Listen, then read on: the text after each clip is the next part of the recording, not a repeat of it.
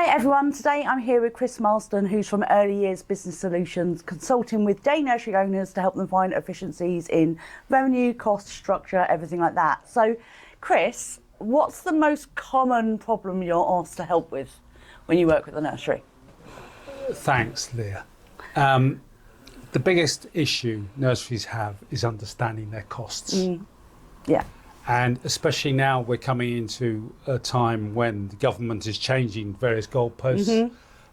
We had an issue the other day where a nursery, an independent single setting, hadn't realised the threshold of national insurance contributions was actually being reduced. They thought the percentage was being increased, which is obviously correct. However, they weren't aware of that. So that's a massive impact. However, it is understanding the cost. How much am I spending on food? But the big number is obviously the staff. How much do I actually spend on staff relative to my income? And those numbers can vary massively. And that's all about how efficient you are, whether you're overstaffed or understaffed. And ratios are really, really hard things to get right.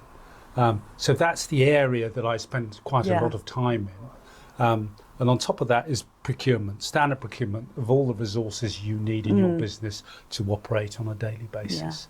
And those costs can vary wildly. And I think, you know, in both with staff and procurement, it's very easy, you know, especially for single settings where you're very much in ratio, you're on the floor, is that it's very reactive. So you sort of you count staff, you don't think about the overarching cost and what that looks like compared to what you're bringing in. You're almost counting staff going, do I have enough to deal with right now?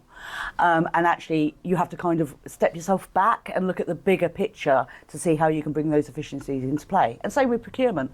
You know, the amount of settings you go to where everyone's got access to the Amazon account and everything is ordered as it's needed. We'll talk about Amazon a little bit later. It's ridiculous, you know, so yeah, no, I completely understand that. So how do you help with that then? So I think it's making owners and owner managers understand that if you can't measure it, you can't control it. And starting to measure what is going on. And quite often in terms of staffing, you've got your shoulder periods at the beginning of the day and at the end of the day. And you will have staff, very experienced staff, who have always come in at 7:15, but actually they're not needed till 8 o'clock. But they've always done that. It suits the staff more than it suits the business. And if you're a single setting or a small group of settings and you've got experienced staff, quite often they can be calling the shots as to when they come to work and when they don't. And if you start measuring it, you can actually see, actually, this isn't doing my business any good. And it's those shoulder periods for staff at the beginning of the day, at the end of the day, where actually sometimes they're not actually needed there, but it suits them to be there. And therefore you're paying, you know, 50% of your staff an extra half an hour each end of the day. Suddenly your staff cost is way over 50%. And that's where the alarm bells should start. It's all coming off the bottom line. And it is essentially about recognising that and then working with them to give them the tools to manage that outside of the numbers. It becomes an operational thing. Absolutely. Brilliant. And a decent nursery management system will help with that and expose it straight away. Some people still aren't using a nursery management system and software. They're still trying to do it off a spreadsheet. And unfortunately, that's a false.